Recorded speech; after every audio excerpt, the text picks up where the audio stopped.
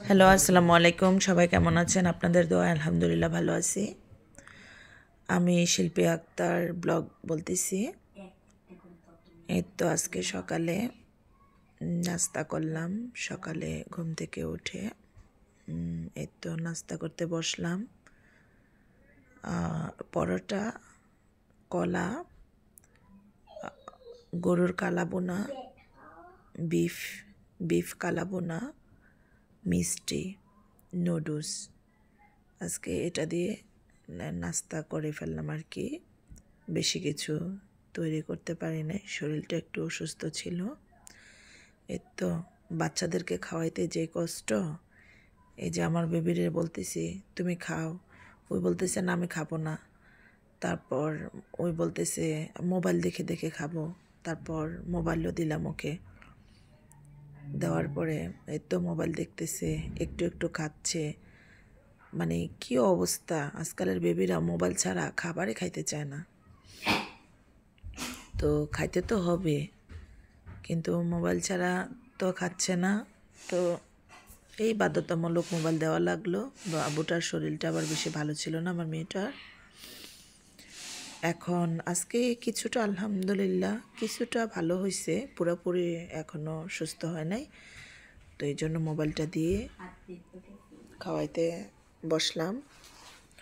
আর হচ্ছে এই তো আমিও খেয়ে নিলাম, ওই খাচ্ছে না, পরে দিয়ে আমিও খেয়ে নিলাম। আর আসলে কয়েকদিন আগে আমার শরীর অনেক অসুস্থ ছিল, সেই জন্য খাবারও বেশি ভালো লাগতেছিল না।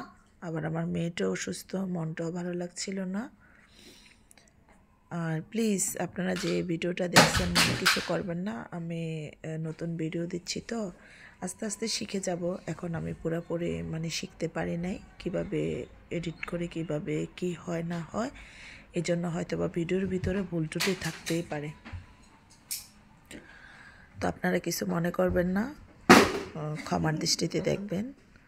কারণ যারা ভিডিও করছেন, যারা নতুন আমার মতো বোঝেন না, এটা জানেন যে এটা অনেক কষ্ট, এটা অনেক কষ্ট।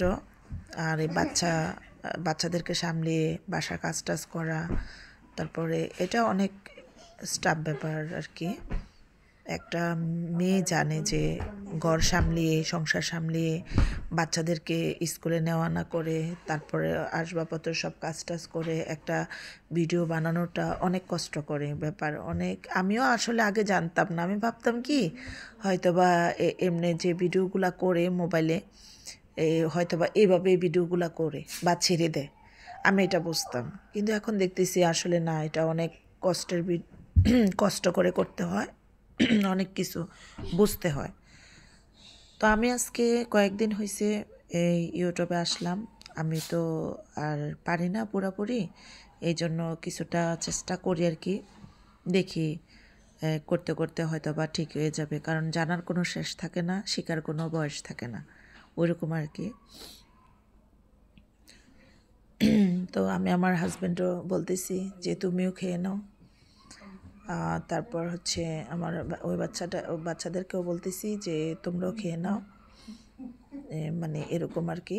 আর এই তো মেয়েটার পিছনে পড়ে রয়েছি, মেয়েটা অসুস্থ দেখে মেয়েটার এত করতেছি যে খাও খাও।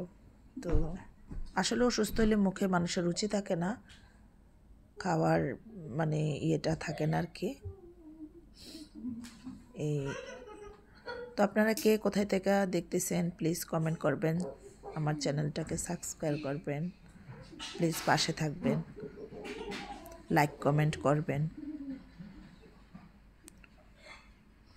তারপর এই তো রোমে আসলাম, আইসা দেখি রুম আমার বাচ্চাগুলা কি অবস্থা করে ফেলছে।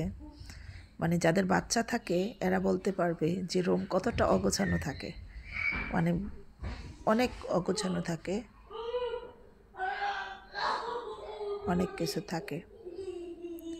তো আসলে মনে কিছু করবেন না, বাচ্চা থাকলে আসলে রুমটা এরকমই হয়।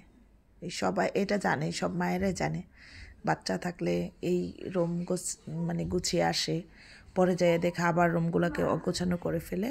আর আজকে যে দুপুরের জন্য এই তো এগুলা রান্না করেছি, গরুর কালা বোনা, সালাদ, তারপর হচ্ছে শাক, এই তো টুকিটাকি জিনিসপত্র, তারপর কফি ঝুরা, তারপর আলুর ভর্তা করে ভেজে ফেলেছি খাওয়ার জন্য। কারণ কাঁচা আলুর ভর্তাটা না ভালো লাগে না, সেই জন্য আলুর ভর্তা করে মানে ভাজতে হয়। আমার বাসায় আলুর ভর্তা করে ভাজতে হয়। সবাই ভালো থাকবেন। আসসালামু আলাইকুম।